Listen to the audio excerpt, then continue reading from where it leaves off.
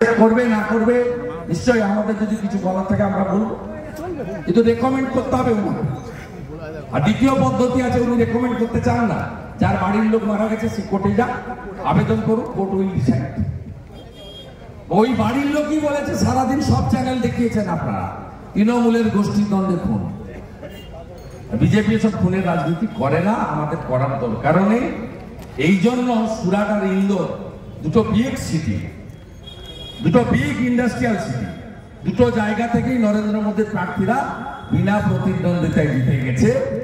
সবে তো মোদি ওয়েব, এরপরে মোদি সুনামি দেখতে পাবেন যত ফেজে বলি।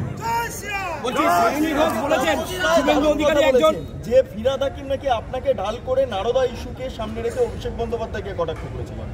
ফিরহাদ হাকিম আপনাকে ঢাল করে, আমি কারো সার্টিফিকেট আমার দরকার নেই, ওটা কনস্পিরেসি সবাই জানে, নট করাপশন এভরিবডি জানে।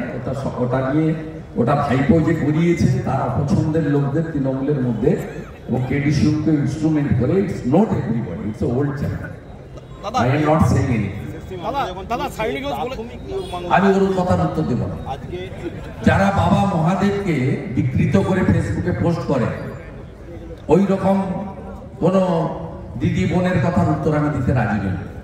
উনি আসানসোলে লড়েছিলেন, মহাদেবকে অপমানের বদলা ওখানকার মানুষ নিয়েছিলেন অগ্নিমিত্রা পালকে জিতিয়ে।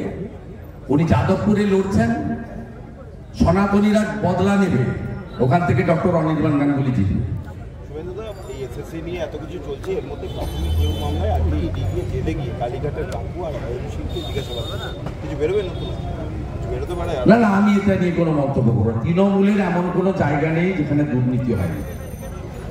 আপনি যে কোনো জায়গা, আপনাকে বলছি শৌচালয় নির্মাণ যদি দেখতে যান, এমনি শৌচালয় পাইনি, যে কটা পেয়েছে সেখানে পার্থ চ্যাটার্জি বা কৃষ্ণমন্ডলকে যদি ঢুকিয়ে দেন বাথরুমে বের করতে পারবেন।